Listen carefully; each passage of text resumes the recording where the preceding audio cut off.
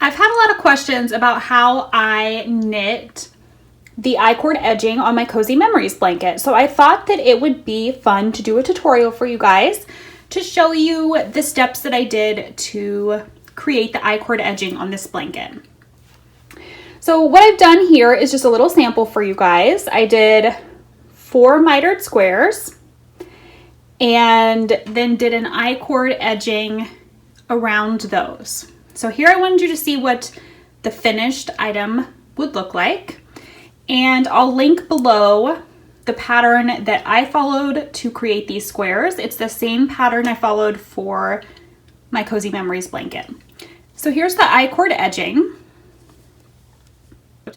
I just love how an icord edging finishes off a blanket. I think it looks perfect. So this is the sample that I did.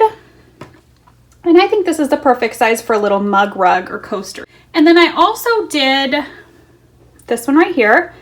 No edging yet, so this is what we are going to be working on in this tutorial. And show you guys how I created that edging. So what you're gonna need for this icord edging, I used DPNs. These are Hiya Sharps in a 2.5 millimeter size. And we are going to do a provisional cast on. Don't panic. I'm going to show you how to do it. You do not have to. I will talk you through a different way that you can do it as well.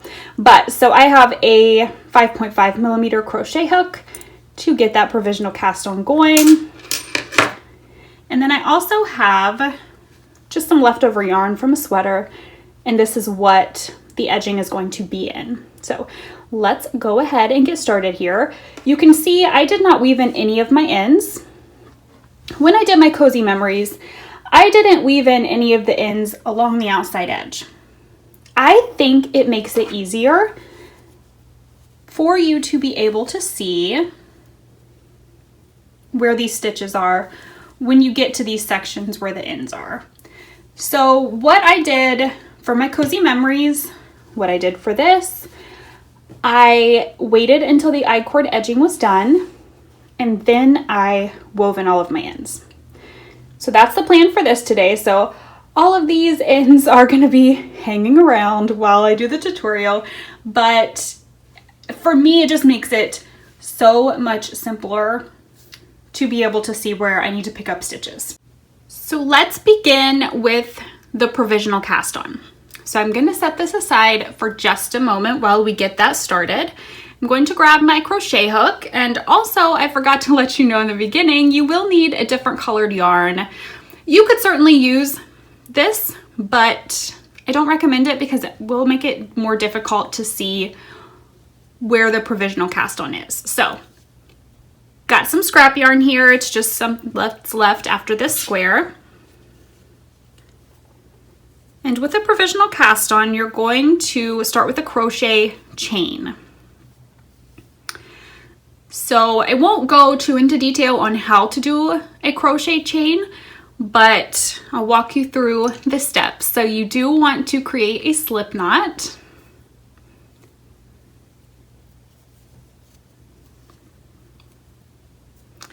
And you want to chain more stitches than you will be needing for the icord edge. So for this icord edge that I have created on my blanket and the mug rug, I did 4 stitches for the icord. So for this chain, I would say do at least 6 up to 8. It won't hurt to have some extra. So I'm going to go ahead and chain 8 stitches.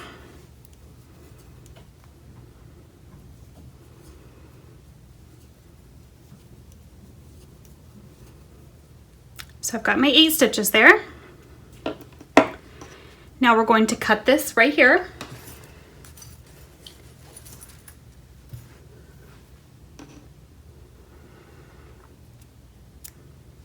And set that aside. Just going to pull that through. Then we have our chain right here. So you can see we have what look like little V's on the crochet chain, we are actually going to flip that to the back. See those bumps? The ridge right along there? That's where we're going to be picking up these stitches. So you want to grab one of your DPNs and the yarn that you're going to be using for your edging. So the reason that you chain more stitches than you need to pick up is because you want to have some extra stitches on both ends of your provisional cast on. So I'm going to skip just a couple here on this end. It doesn't really matter how many is there as long as you have extra stitches there at the end. And we're going to work into these bumps along the back of the chain and pick up 4 stitches. So there's our first one. Go in the back of the next bump, and we're going to pick up the second. And you could do, if you don't want 4 stitches, you could do 3 stitches with the icord edging. I just liked the look of 4.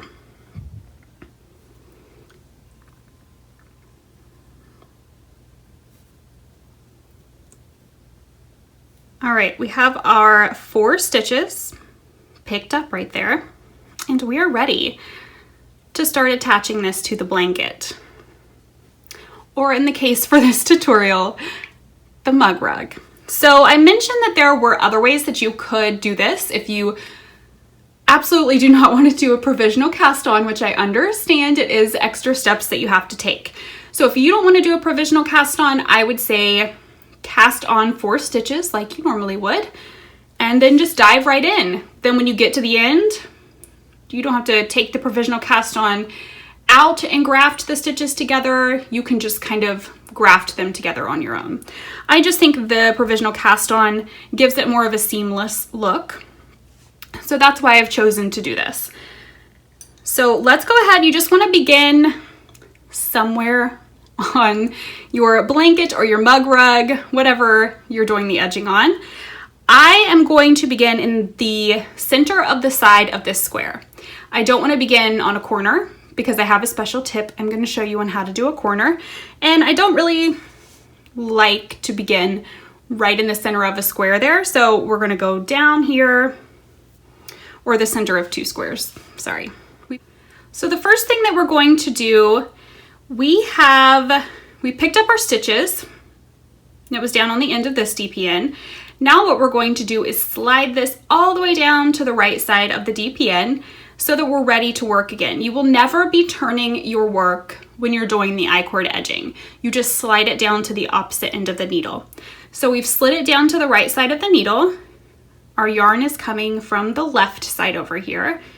That's exactly how you want it. And we're going to start knitting. We're going to knit the first 3 stitches. Then the 4th stitch, we're going to slip from left to right needle.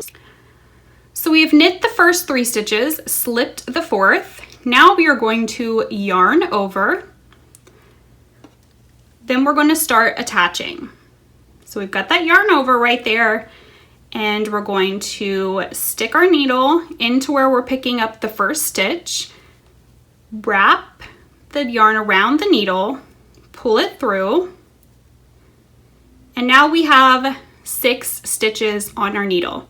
So we want to get that back down to 4. So what we're going to do is the yarn over and the stitch that we slipped, you're going to stick your needle under those, and you're going to pull it over top of the stitch you just picked up. So now we are back down to 4 stitches, and we've picked up 1. So the next thing we're going to do is slide the work down to the right side of the needle, and we're going to repeat that process again. So you're going to knit the first 3 stitches, slip the 4th, yarn over, and pick up the next stitch. Then you're going to stick your needle under the yarn over and the slipped stitch and pull it over the stitch you just picked up. I'm going to show you that a couple more times. Make sure you slide your work to the right side of the needle. Knit the first 3 stitches.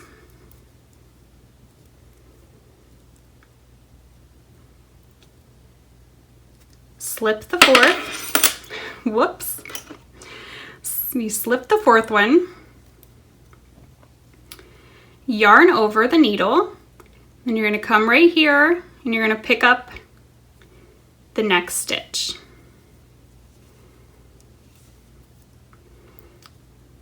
Then you leave that stitch you just picked up, go to the yarn over and the slipped stitch, pull them over, and you're back to 4 stitches. And you can see the I-cord is already taking shape there. So what I'm gonna do is work across to this corner.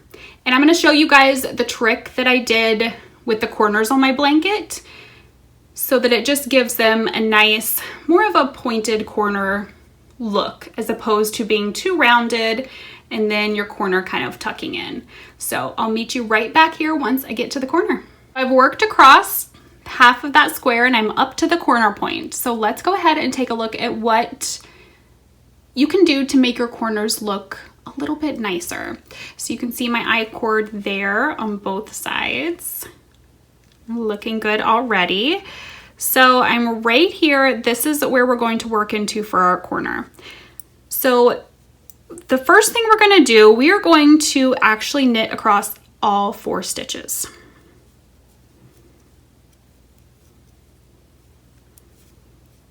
Just knit those 4, slide it down, and we're going to do the same thing again.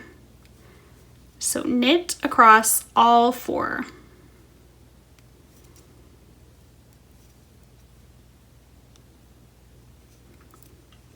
Slide that down. Now we're going to process it as normal, attaching it to this corner. So knit the first 3, slip the 4th, yarn over, find your corner spot, pick up your stitch, and pull the yarn over and the slip stitch over the picked up stitch. Then we're going to knit all 4 stitches again twice. So there's our first time, and this will be our second time.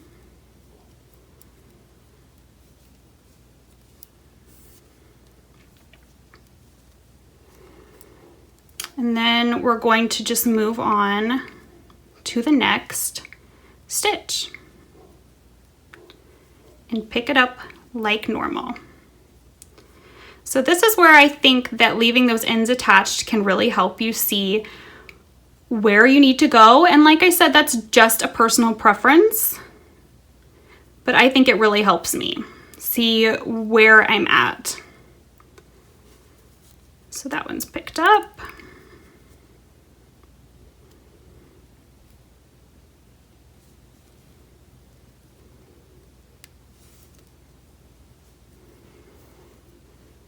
All right, so that's our corner. I'm gonna work just a little ways down this square so that you can really see how that corner looks. All right, I did a little bit more so I could show you guys how the corner looks here. Doesn't that just give it a nice, it looks like a corner. The first one that I did on my blanket, I didn't do that little trick and it was a little too rounded and the corner was kind of puckering a little bit. So I think that just works out really nice. Just looks like a corner. So what I'm going to do is I'm going to finish up with this I-cord edging for the square here. And when I get back around to where I'm to the point that we need to work on grafting these together, I will get back on here and record that last little bit for you guys. So I have knit the I-cord edge all the way around this little mug rug, and I'm right back to where I started. You can see that is where I picked up the first stitch, and right there is where I just picked up the last stitch. So now what we need to do, if you take a look at it this way, we've got our 4 stitches that are on the needle here. The working yarn is right there. So we're going to turn our work so that the provisional cast on is facing us. We want what we just were working with in the back. And we'll talk about why that is in just a moment. But now we need to pick up our stitches from the provisional cast on. We need to pick up 4 stitches. This can be a bit tricky. It's nothing difficult, but you just have to pay attention to where you are picking up your stitches from.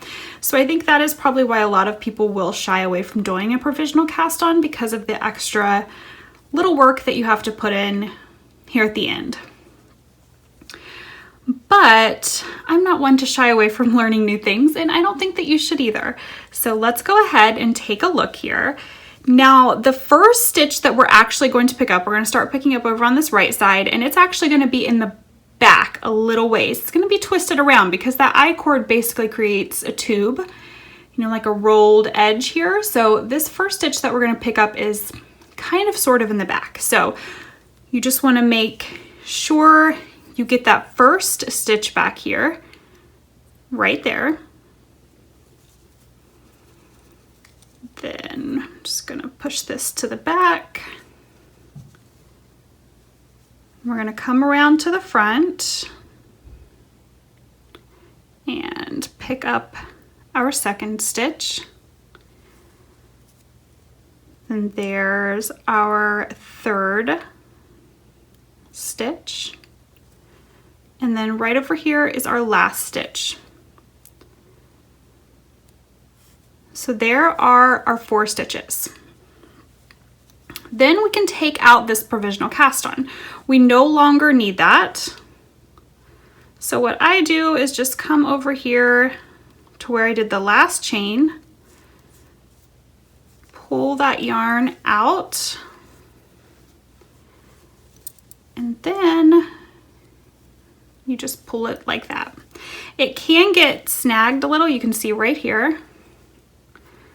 Got a little snagged, but just work with it a little and it'll pull right out. There we go. So we've pulled out our provisional cast on. We now have our 4 stitches on this needle that's in the front, and then we have our 4 stitches on this needle in the back. So this yarn is coming from the back needle, and that is what we want it, because now what we are going to do is Kitchener these 2 together so that it creates a seamless join for our I-cord edging here. So I've got a tapestry needle, and what I'm going to do is just cut the yarn so that we no longer have that working yarn coming from the cake. And I won't go into a crazy amount of detail on the Kitchener part, but I will show you how to do it.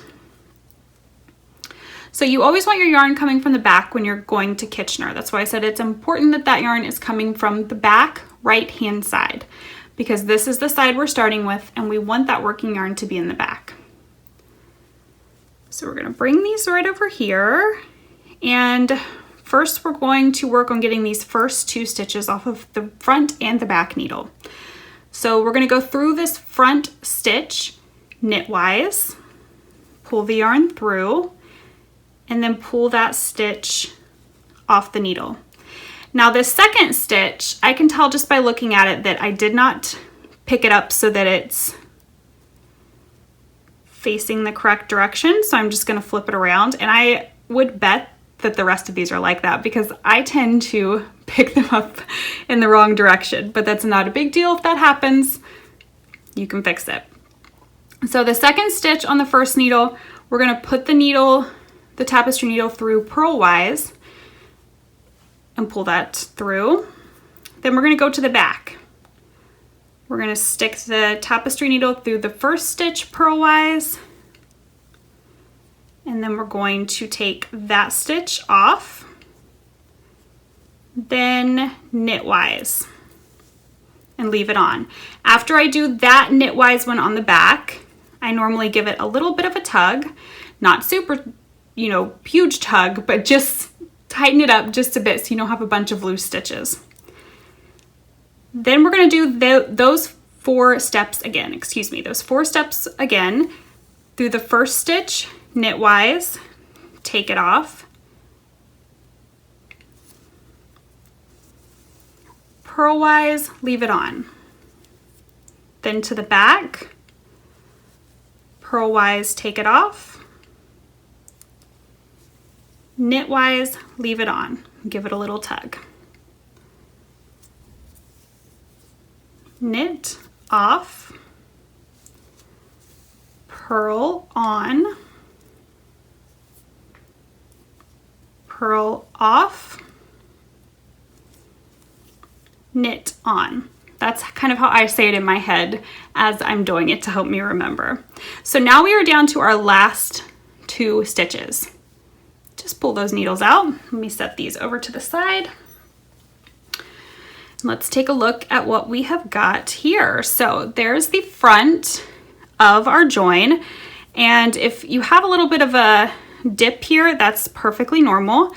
I did with my blanket as well, and all that it was is that I had pulled my stitches a little too snug right there. So you just want to go back across that row and kind of loosen them up. And that is our I-cord. So now we have our 2 ends back here. And obviously if you're like me and you save all the outside ends, you have all those as well.